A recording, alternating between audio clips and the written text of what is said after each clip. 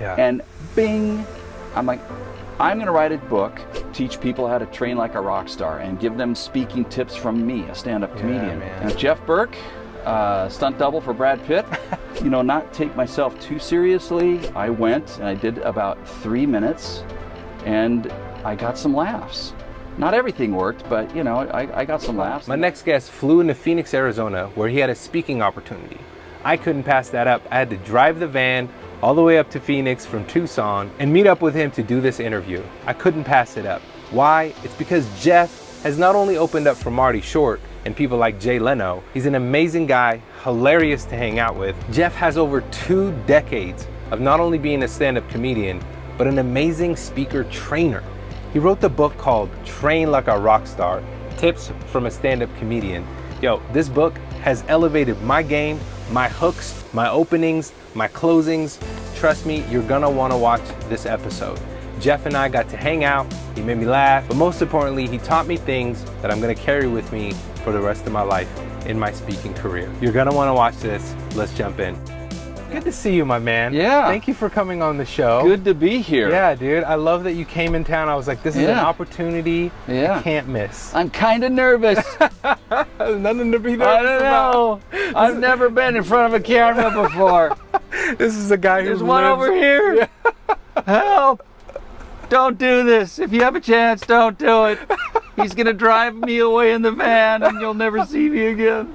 Oh man, this is what I'm talking about. This is why I had to take this opportunity to come and hang out with you, man. Yeah, absolutely. It's been really cool just working with you the last few months and getting to know you. I've learned a lot from you. I don't know, it's really interesting because I've been speaking for like 10 years. Right, and like my comedy is very much like, it's ridiculous. It's not even comedy. It's nothing. There's no setups. There's no whatever. It's just me being silly. Yeah. And it's usually in front of like high school students or college students. So I could just do that. You can laugh at anything. Yeah. He and said pencil. Right. I think what you share, how you share, your whole story is just amazing. Like I said, I've been listening to your amazing book, and even with that, I was picking up so much stuff. And what I loved about your book, man, was just how much you showed empathy to your audience. So I'm gonna get into that with you for sure. Okay.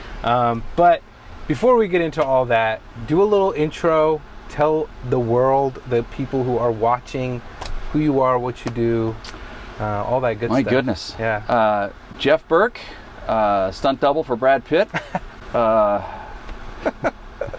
That's good. Yeah, no, I was born and kind of raised in Southern California, Torrance area. But when I was 12, we moved to Denver, Colorado for about 2 years. And then actually when I was 10, then when I was 12, we moved to Utah, which is kind of really where I grew up. Okay. And youngest of 5 kids, 10 years between me and my oldest brother. And I was always the cut up. I was always just the goof off. And I never got into fights with anybody because I always made everybody laugh. Right. And not to mention my 99-pound frame back when I was probably a sophomore in high school. That didn't help, so I had to do something, right? Yeah. But I just I was that way. I was getting kicked out of Sunday school class for making people laugh and whatever, and I was getting in trouble at school a little bit, and didn't get the best grades in the world. Started going to college, right, doing the same thing, and then some of my friends said, "Hey, there's a comedy club here in the city. You gotta take advantage I'm like, of. Excuse me? Yeah. A what? Yeah. And so they did open mic night every Thursday night at 9 o'clock. Cool. So before the headliner, anybody could come. And so I spent like 3 weeks, writing up stuff and that I thought was funny. And I went and I did about 3 minutes, and I got some laughs. Not everything worked, but I got some laughs, and then I went back and I got more laughs, and I went back and pretty soon it just kept rolling to where I got more material, and I was opening for headliners, I was emceeing, and then I got to headline, and then I would just get called to do parties for company Christmas parties and things like that. Yeah. And then one of my full-time jobs, we had a yearly event, like most companies do, a big, huge kickoff, right? And so there were about 2,000 people that would be invited to this yearly event. And the CEO said, "Hey, we're gonna we're gonna have Leno come in to be the last night guest, and you should open for him, because I'm like, can you do 20 minutes? Oh yeah, sure. And that's a great story. That's in the book, actually. Yeah. But I got to open for Leno and Martin Short and Kevin James and Wanda Sykes and a few others, and so cool. It was, and you might get to this, but the whole impetus behind the book was I never wanted to do comedy full time. I just that wasn't what I wanted to do. I wanted to do it part time and on the side and every now and then. Right. But I was always kind of the personality that, okay, I want to have a good, solid, full-time job that I like. I get insurance and benefits and all that stuff. That's my comfort zone. Sure. And so I got into training and sales and stuff like that. And I went to a trade show once about trainers. It was a training trade show. Software, presentations, blah, blah, blah. And I'm walking, it was Dallas, Texas. I love this in your book so much. Yeah, I was walking around, and I'm like, by the way. Oh, thank you. Yes, sir. Woo, the hard stuff. Liquid Death. New Not and improved. Sponsored, by the way. All right. Well, I will take a sip of my Liquid Death. But I'm walking around, and these presenters are terrible. Mm-hmm. You got this guy, it's like they pulled somebody from IT and said, hey, can you go through this 50-slide deck, in 20 minutes? Yeah. And they got the black shirt and the black pants on and the lav mic. And so, if you see here, we're going to do this, and then we're going to go around that way, and it's the most interesting thing you've ever seen in your life.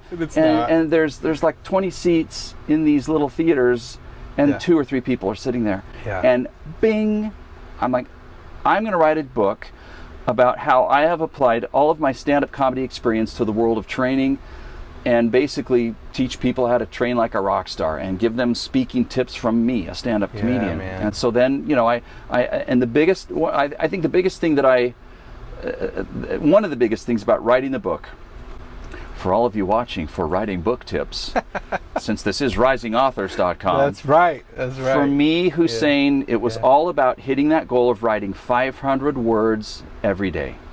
Love that. Kind of like what you and I have talked about as far as, okay, when you post, you're going to schedule your posts out, you're going to post on LinkedIn 3 times a week or whatever. Right. And you'll write 12 posts and schedule them, and then you won't have to do anything for it.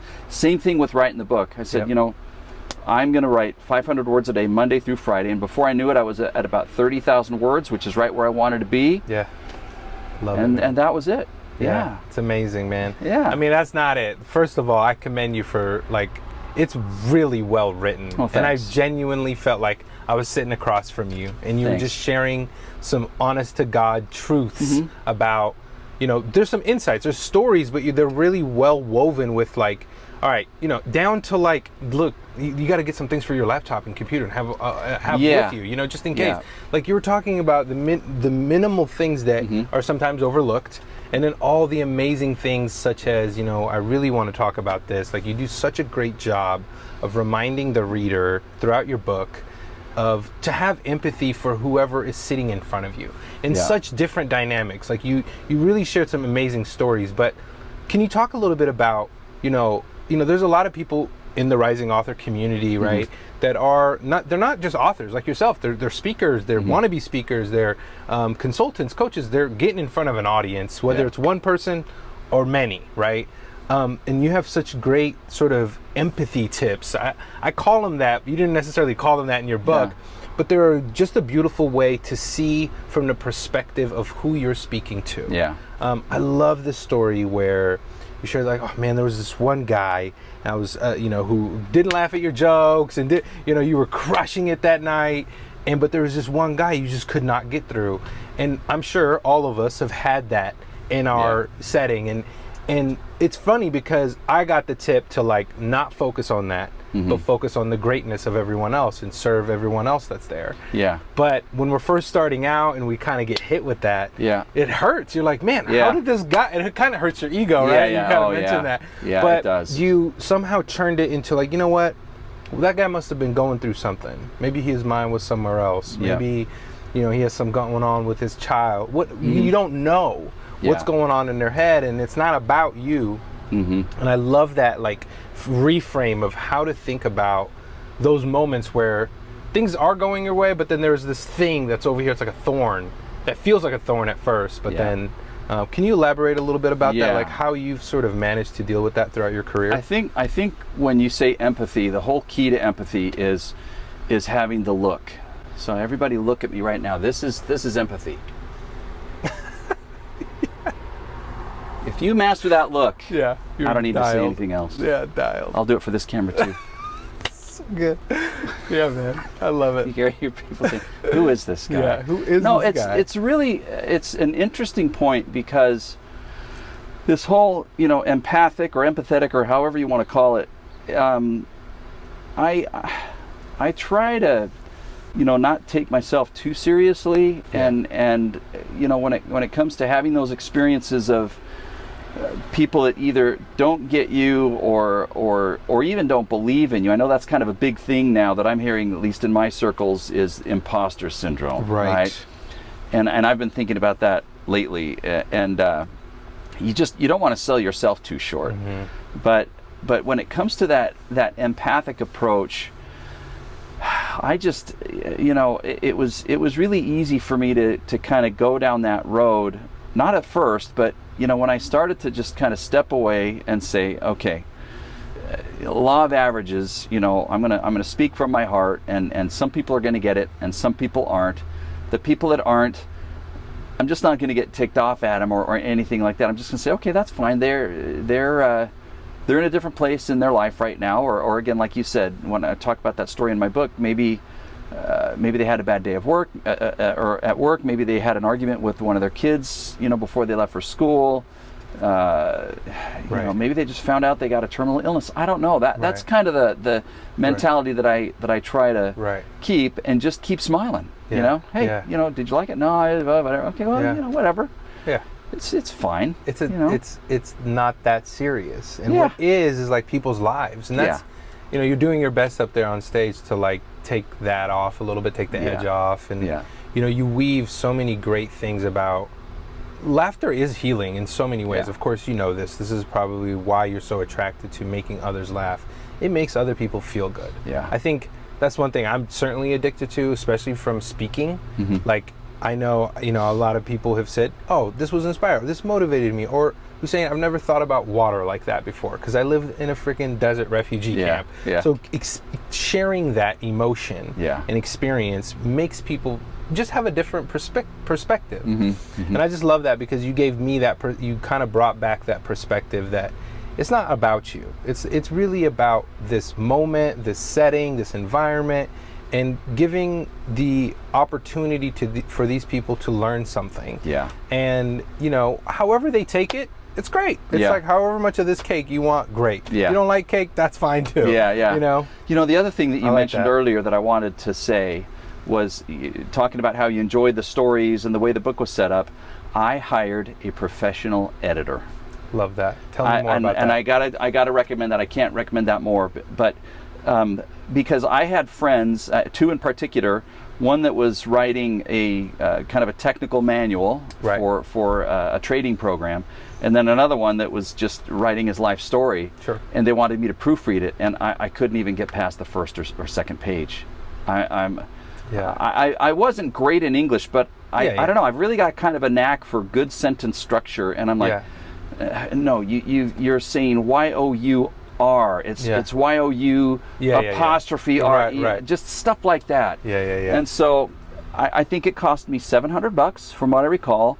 And she went through that thing and cleaned it up and worked with me. And that's one of the big things that made my book enjoyable and readable to the point where I was happy with it. And I didn't see, I wasn't really picking it apart and being too hard on myself. I said, she really cleaned it up for me. That's great. Definitely, man. I agree with that. And you're so good at writing. Like, I feel like your structure and how you get your ideas across, very story driven, of course. But also that's your training, like you've been writing jokes and writing presentation for a long, and memorizing, right? Like there's a lot of great tips in there. The cool thing is like, I love that, we have to admit when we're using a ghostwriter, an editor, there's nothing wrong with that. It's still technically your story, who you are. But what I loved about your book too, is that like even I was listening to it, it didn't sound like you were reading, right? It sounded like you were talking to me. Yeah. And I think that's what, to me at least, that's what great writing is. It doesn't feel like I'm reading it. It feels like you're speaking in my head, if that makes sense. Like it's just resonating. Yeah. That's a level of depth that I just loved throughout your book. But there was a couple of tips that I really enjoyed, especially around like, you know, being prepared, like really thinking ahead. And, you know, there's a lot of things that you can't anticipate being a speaker.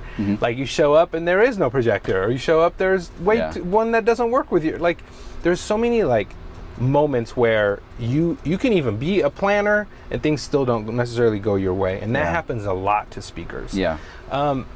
Tell us a little bit about when those challenges come up for you. What is the one thing that you kind of love to lean on and remember and be like, okay, I'm gonna roll with this again, kind of back to that idea of like, I don't take this too seriously, but I'm gonna make the best of it. How do you navigate that energy? Because some people, man, and I've been there too, like you're like, oh shit, you know, and you gotta like readjust on the fly. You got 5 more minutes before you're on stage. Tell me about that. I think there's two things that I think about. There's things that you can control and things that you can't control. So let's talk about control first.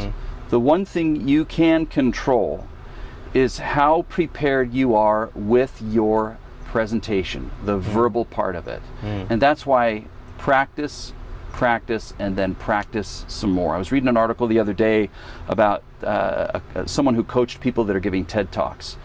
And they said something about they want that person to practice their talk 20 times. You know, it's a 10-minute talk, basically. And you're going to do it 20 times, beginning to end. And that's minimum. Minimum, right? And you can't afford to flub up a word on the TED stage. You just can't. And so I think for me, I kind of approached it the same way that I did comedy. I had to get the setup and the punchline down, everything, the momentum. Okay, I got to slow down here. I got to raise my voice here. I've got to do this and you know, I mean, I had to get everything right. And so I can control that. So I can't encourage everybody enough to just do the hard things, and they'll become easier. So you gotta practice. Do it in front of a mirror. Do it on a video. Whatever you got to do. I mean, I could talk a lot more about that, but that's what I wanted to say about the things you can control. Now, the things you can't control.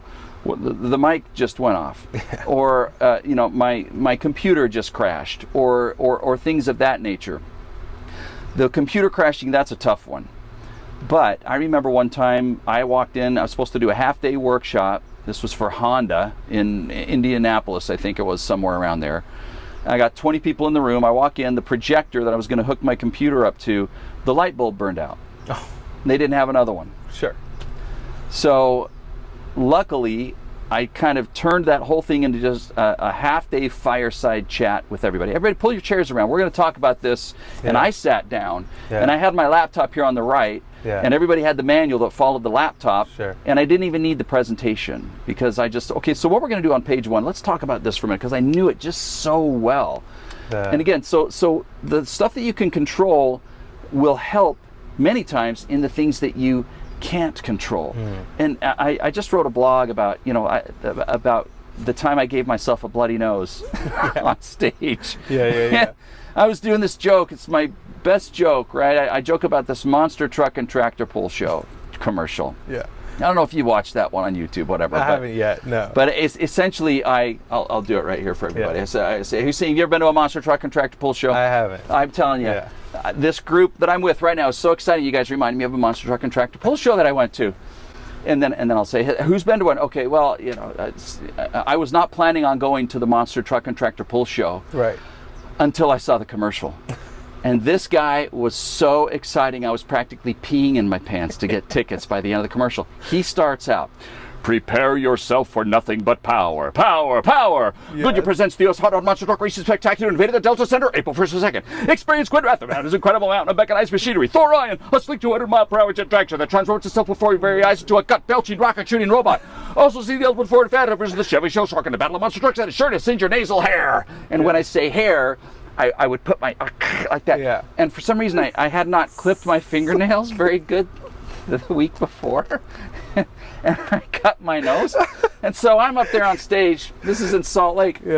at the Marriott. They had a bar in the Marriott, and I'm sitting there, I'm going into my next bit, and all of a sudden I feel it's like I'm running nose, and I go like that, and it's red, and people they're kind of going like this, and like, oh shit, yeah. And what do you do, right? Yeah. What do you do? Yeah. And I go, well, that's the first time that's happened, and yeah. And I said, well, if these jokes really suck, at least you're not going to have to drag me out in the back and give me a bloody nose because I already have one. You know? So witty. I love that. So it just, stuff that you can't control, just take a breath. Yeah. Remember that everybody in the audience wants you to succeed. They're rooting for you. They don't want to feel uncomfortable. Yes. And they don't want to make you feel uncomfortable unless you got a jerk, which, that's another thing I talk about in when I'm talking about this stuff. It says, look, performing at a comedy club is a lot different than performing for a group of people you're training. Okay, Sure. There's a lot of stuff that you can get away with in a comedy club that you can't and shouldn't do in a professional corporate setting.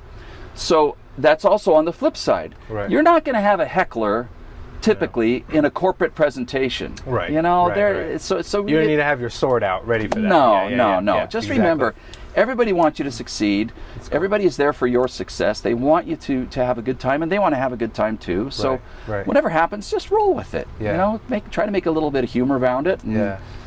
Man, I love that so much. And I love how much you've used your comedic style and made something that for most people is like the most boring stuff, right? Like corporate training, all this sales, marketing, whatever it is, it's like stuff that you're like, yeah, I'm gonna go, I'll probably learn a few things. It really depends on the presenter, how you're gonna receive and really memorize or remember the experience. Because like this, I know that like many people who are watching know this, like it's not about what you say, it's how you make them feel, and that feeling's what they remember. How I know you use that, obviously through story and stuff, but like, how would you say that's served you? Because you've opened up some amazing doors, man. You've spoken to literally almost all the bigwigs, all the Hondas, the Pepsis, the insurance company, whatever. Like you've spoken at some pretty high level opportunities. How has that experience, of leaving people with that experience led you to all these opportunities? Like, how are those things intertwined? Yeah, again, that's where the beauty of combining my full-time job with what I do on the side has really been great, because I've had full-time, in particular one full-time job I had for 8 years, where I was going out to these other companies, talking and training a lot, Delta and Honda and Liberty Mutual and so on and so forth. And so I was in the enviable position of having a lot of that stuff already set up for me, but I was still able to go in and teach and train a lot of these people about, how do you do it? When I was in Reno doing a half-day training for a group, and the CFO came in, and she was not planning to stay for the whole thing, but she did, because of my great looks. And she actually came up afterwards, and she said, I wasn't planning on staying. But the way you kept us all engaged was so, it had me hooked the whole time. There was never a dull moment. And she said, I've been to Disney's training, and this training was better than that one. And I was just blown away. Love that. It was just, my gosh. What a compliment. It really was. Yeah. And so as I think about, going back to your original question about, all the experiences that I've had, and you find your own style, you find what works. My style is I like to start with a little bit of humor, and so I've got a few different types of jokes or things that I can use, which again I list in the book. I give some ideas there, and more than happy to talk with anyone if they just want to. Hey, I do this kind of a presentation. You got to see any ideas. But the other thing that I would say that I really focus on is I'm going to have fun, and I'm going to help them have fun, and I am going to prove to everybody today that I have a differentiator or 2 or 3 or 10 that is going to make them leave the room and say, I wish all of our presentations were that fun. Love that. Or that all of them that are 2 hours long felt like it was 20 minutes. Or that somebody gave me some information that I can just not, oh, that was nice, and then go back to doing things the way that I've always done them. Again, finding your own style is critical. And one thing that I try to make clear in my book is it's not all about being funny. Yeah. Right? Yeah. Sure, tips from a stand-up comedian. Sure. Yeah, that's great and everything. But luckily I had a mentor in my speaking journey, and I still communicate with him, and we have lunch every now and then, just like you do with yours. Yeah. He taught me the power of storytelling. Yeah. And telling stories that aren't funny, but are moving and move people emotionally to tears. And so there are a couple of stories that I'm able to tell and share, which, wow, really brings it in. And there's a really cool story in a book that I read. There was a book written about certain comedians, and one of them was Robin Williams. And I can't remember the name of his agency. It was Jaffe and, but anyway, two really big guys in the industry, and they were kind of bringing Robin Williams along, and he was doing great and going through the club circuit and everything. And they said, let's try something interesting this time. Instead of ending on something funny, let's have him tell this story, which he has told us before, which really hit us emotionally. And so here's Robin Williams absolutely rocking the club for an hour and 15, 20 minutes, however long. And then at the end, he ends with this story that's not funny, but it really kind of brings everybody together.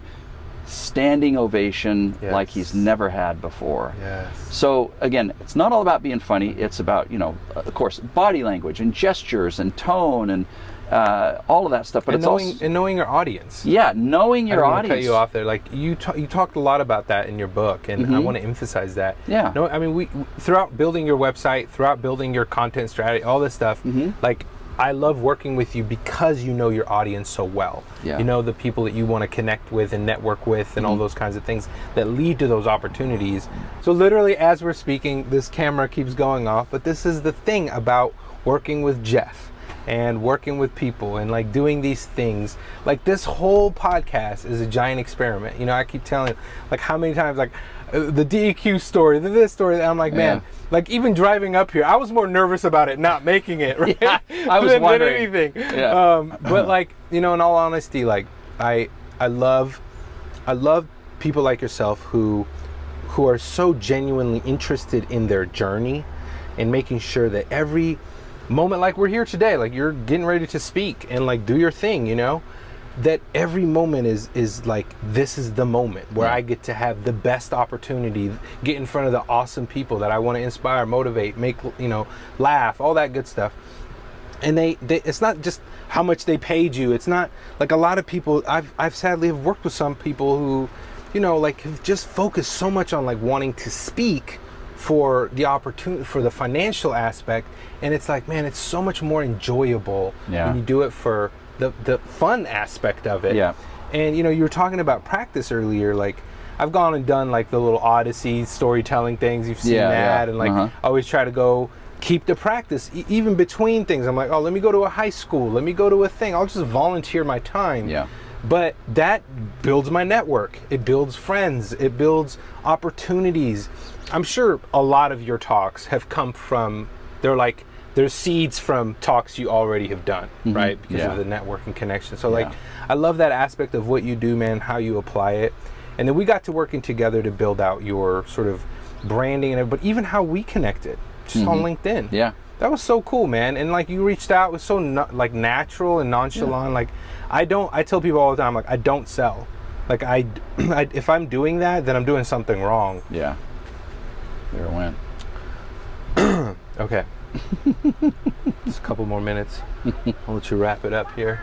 One more question. Yeah, no problem. I want to ask you, what is the best way to I want to ask you what the best way is for you to like close a show, right? Like, how do you end it on a high note? And I know you just kind of alluded to it, but it got me thinking about that, because sometimes I feel like I've ended on low notes, but I'm personally curious. Yeah. So we'll jump into that real quick, and then we'll wrap it up.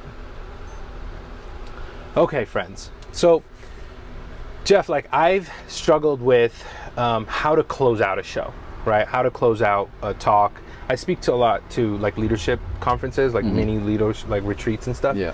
And I have this crazy arc of a story, refugee camp, all this stuff growing up here. But then like the ending, I feel pretty good about it, but it kind of just fizzles. Like it just kind of wraps up in like what I'm currently doing. But like, what's the best advice you can give me, give the people watching on how to like really wrap your show up? I think as I think of things that I've ended with, and I'm not talking about my comedy shows, I'm talking about professional speaking and training and presenting. One of the things that I have used very effectively is just a really powerful, quick quote, a famous quote from someone. This could be from, I mean, I've used Bruce Lee, I've used Robert Frost, I've used a variety of people, Jim Rohn, you know, you name it. And so, for example, let me give you a Robert Frost quote. I would do a presentation on employee appreciation recognition, and I would talk about how important it is that you do this as a company and not fall into the vast majority of companies that don't. And I would say, as Robert Frost said, 2 roads diverged in a wood, and I took the one less traveled by. And then I would say, unfortunately, most companies that hear this message, they don't do anything about it. But take the road less traveled and do this, and it can make all the difference. I love that. Thank you. Right, and that's it. So I like ending on a good quote that's credible. If that you know isn't your style, then I would learn how to break dance. Nothing beats some good popping. So good. But seriously, I think the quote is the one that I've leaned on the most. I love that. That's and really it's a very simple and elegant way. Yeah. All right. Before this cameras die on us, okay, in this friggin' sweat van now. We should call it the sweat van out here in Arizona. But I'm the first. Yeah. It's okay. It wasn't as bad as I thought it was going to be. Tell me, Jeff, what's one last thing you want to share with the audience? And what have you enjoyed the most about working together, man? I think sharing with the audience, I would just, again, like I said at the beginning, set a goal to write a little bit each day. You know, start with, okay, I want to do a chapter here, a chapter here, a chapter there, and then I'm going to write 500 words in this chapter, right? And then you can bop over to another chapter if that's the tone if that's the flow that you're in for that day. That would be what I would share with the audience. As far as working with you, Hussein, I just, your consistency, sticking to a plan, and strategy. I think that was the thing that helped me the most. It wasn't just about building a website. I've been working with you now for 3 months. We just got my website done, which is fine with me. I wasn't expecting it, hey, it's going to take 2 weeks, because if it took 2 weeks, it would be garbage. It would not be good.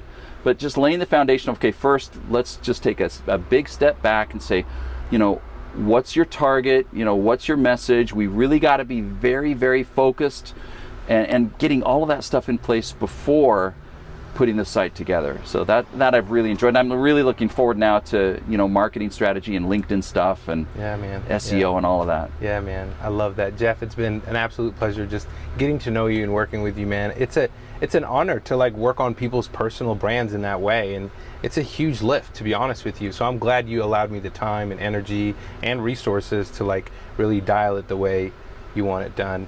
Absolutely. Everybody, Jeff Birk, go get this book. I promise you it is worth the read. It's really quick. It's about a 2-hour read, but it is jam-packed with good stuff. I know a lot of you are out there trying to be authors, trying to be speakers, trying to be consultants, all that good stuff. This is the book for you. I promise you it's worth the $20 that you'll spend. He's got it on audio version as well. My man, Jeff Birk, Rising Authors, thank you so much. Thank you, sir. Appreciate you. All right, you too.